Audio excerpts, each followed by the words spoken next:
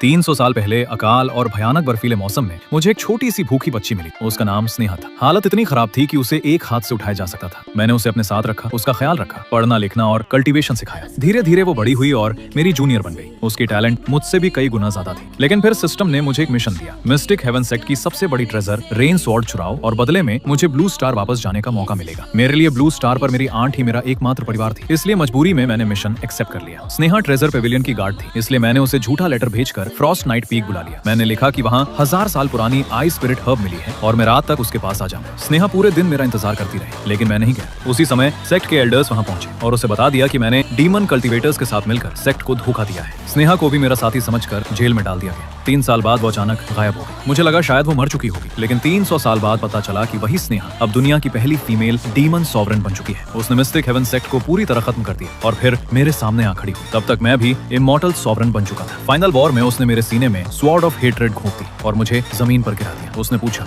आर्यन, जब तुमने मुझे धोखा दिया था, क्या तुम्हें लगा था कि एक दिन ऐसा होगा? मैं कुछ नहीं बोला, क्योंकि सिस्टम की आखिरी कंडीशन थी कि मुझे उसी के हाथों मरना था। मैं अगर उसे सच बता देता तो मिशन फेल हो जाता और मैं कभी ब्लू स्टार वापस नहीं जा पाता। स्नेहा ने तलवार बाहर खींची और मेरी जिंदगी खत्म हो गई। लेकिन मरने से पहले सिस्टम ने मुझे एक आखिरी घंटा दिया। अब मैं सिर्फ एक इनविजिबल सोल था जिसे कोई देख या सुन नहीं सकता था। युद्ध खत्म होने के बाद स्नेहा अकेली फ्रॉस्ट नाइट पीक चली गई। वहाँ वही पुराना पाइन ट्री अभी खड़ा था जिसे हमने 300 साल पहले साथ लगाया था। बचपन में स्नेहा ने उस पेड़ के नीचे एक विश की थी। वो बड़ी होकर मुझसे शादी करना चाहती थी और चाहती थी कि मैं उसे कभी छोड़कर ना जाऊं। आज वही स्नेहा उस पेड़ के नीचे बैठकर रो रही थी। 300 साल में उसने किसी के सामने आंसू नहीं बहाए थे, लेकिन आज वो बिल्कुल उसी छोटी बच्ची की तरह रो रही थी जिसे मैंने कभी बर्फीली रात में उठाया था। मैं उसके पीछे खड़ा होकर उसे छूना चाहता था, लेकिन मेरा हाथ उसके शरीर से आर पार निकल गया। मैंने धीरे से कहा, आई एम सॉरी स्नेहा, मैं तुम्हें कभी धोखा नहीं देना चाहता था। लेकिन वो सुन नहीं सकती थी। मेरा सोल धीरे धीरे गायब होने लगा। जाने से पहले मैंने आखिरी बार उसे देखा और सोचा, काश उस दिन सिस्टम ने मुझसे ऐसा मिशन ना मांगा होता। काश मैं उसे सच बता पाता, लेकिन अब बहुत देर हो चुकी थी। 300 साल की गलतफहमी के बाद भी उसके दिल में कहीं ना कहीं वही पुराना आर्यन जिंदा था और मेरे दिल में अब भी वही छोटी सी स्नेहा।